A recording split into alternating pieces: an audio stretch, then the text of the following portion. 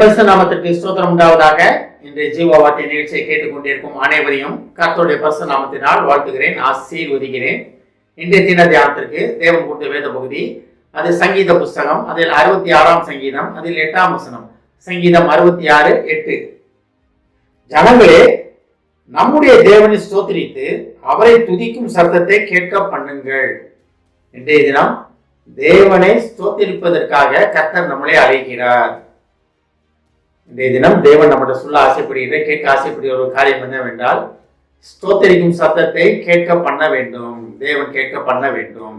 இதை தேவன் நம்மகிட்ட கேட்க ஆசைப்படுகிறார். இதுல ஒரு 2 காரியங்கள் சொல்லப்பட்டிருக்கிறது. முதல் காரியம் பார்த்தீங்கன்னா, இது தாவீதின் சங்கீதம். தாவீதராஜன் தான் நிறைய சங்கீதங்கள் எழுதினவர். இது அவர் எழுதின சங்கீதம் தான். அதுல பாருங்க, ஜனங்களே நம்முடைய தேவனை ஸ்தோத்திரித்து.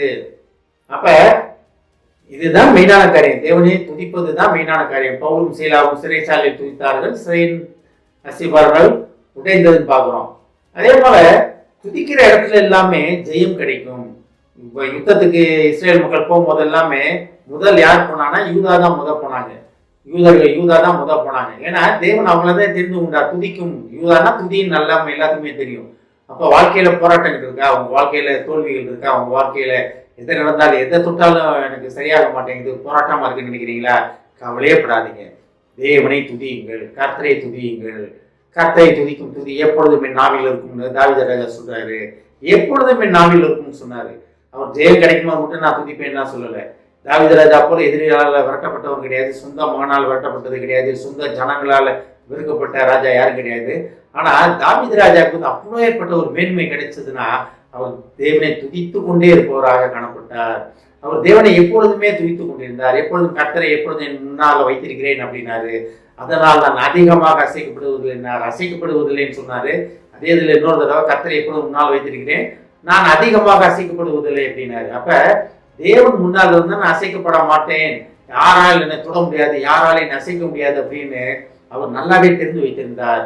அதனால்தான் சிறு பையனாக இருக்கும் போதே கோலியாத்து முன்னால் போய் நிற்கும் போது, என் தேவனுடைய நிந்திக்கிறது நீ யாரு, நான் என் தேவனுடைய நாமத்தினால உன்ட்ட வரேண்டா அப்படின்னு சொல்லி ஒரே ஒரு கல்லு தான். மொத்த இஸ்ரேல் மக்களும் பயந்து போய் நின்றாங்க. 40 நாள் காலையில சாயந்தரம் தேவனை அவன் நிந்திச்சுட்டு இருந்தான். இஸ்ரேல் மக்கள் நிந்திச்சுக்கிட்டு கொண்டிருந்தான். ஆனா இப்படி வந்தாரு, எதுக்குமே துதிக்கிற மனிதன் வந்தாரு, தேவனை துதிக்கும் மனிதன் வந்தாரு. அப்ப இஸ்ரேல் யாருமே துதிக்கலையா? துதித்தாங்க. முழு மனதுதான் தேவனை துதித்து கொண்டிருந்த தாவீது ராஜா சிறு பையனாக இருக்கும்போது வந்தவரே, என் தேவனுடைய நாமத்தின் நிமித்தம் நான் வருகிறேன்னு சொல்லி ஒரே கல்லு கோலியாத்தை முடிச்சிட்டாரு. அதுல இருந்து இஸ்ரேலுக்கு ஜெயம் தான். அப்ப துதிப்பதற்காக கர்த்தர் நம்மளை அழைத்து கொண்டிருக்கிறார். தேவன் நம்மளை துதிப்பது மட்டும்தான் நமக்கு கொடுக்கப்பட்ட ஒரு கடமை. வேற எதுவுமே தேவன் நம்மகிட்ட கேட்கல. இந்த ஜனத்தை எனக்கென்று ஏற்படுத்தினேன், இவர்கள் என் துதியை சொல்லி வருவார்கள். அப்ப தேவனுடைய துதியை சொல்லுவது மட்டும்தான் நம்மளுடைய பொறுப்பு, நம்மளுடைய கடமை. இதை கேட்டுக்கொண்டிருக்கும் தேவ பிள்ளைகளே, கர்த்தரை துதிப்பதற்கு ஆயத்தமாவோம். அதான் பாருங்களீங்க, ஜனங்களே நம்முடைய தேவனை ஸ்தோத்திரித்து. அப்ப நம்ம தேவனை ஸ்தோத்திரிப்பதற்காக படைக்கப்பட்ட ஜனம். அதை உணர்ந்து தேவனை ஸ்தோத்திரித்து வாழ்க்கையிலே வெற்றி பெறுவதற்காக, வெற்றியை பெற்றுக் கொள்வதற்காக கர்த்தர் அழைத்து கொண்டிருக்கிறார். துதியில் பிரியம் உள்ள தேவன். அவர் நம்மகிட்ட கேட்கறது என்ன தெரியுமா? நீங்க துதிங்க, என்னை துதிங்க, என்னை துதிங்கன்னு கேட்டுக்கொண்டிருக்கிறார். தேவனுடைய சத்தத்தை கேட்டு இன்றைய தினம் ஒரு முடிவு எடுப்போம். இனி நான் எப்பொழுதும் தேவனை துதித்து கொண்டிருப்பேன்னு அந்த முடிவை கேட்பதற்கு தேவன் ஆவலாக இருக்கிறார். ஆமென். ஜெபிப்போம். எங்களை அதிகமான அன்பின் பரலோக பிதாவே, நாங்கள் உண்மை துதிப்பதற்காக நீர் எங்களை அழைப்பதற்காக நன்றி ஆண்டவரே. ஏஸ்தாவனே, துதிகளின் மத்தியில் வாசம் பண்ணுகிற தேவனே, துதியில் பிரியம் உள்ள தேவனே, நாங்கள் உண்மை துதித்து எங்கள் போராட்டங்களிலிருந்து வெற்றி பெற எங்களுக்கு உதவி செய்ய மாட்டவரே. ஏஸ்தாவனே, துதிப்பது ஒன்று மட்டுமே தகுதியானது என்பதை நாங்கள் அறிந்து கொண்டோம் ஆண்டவரே.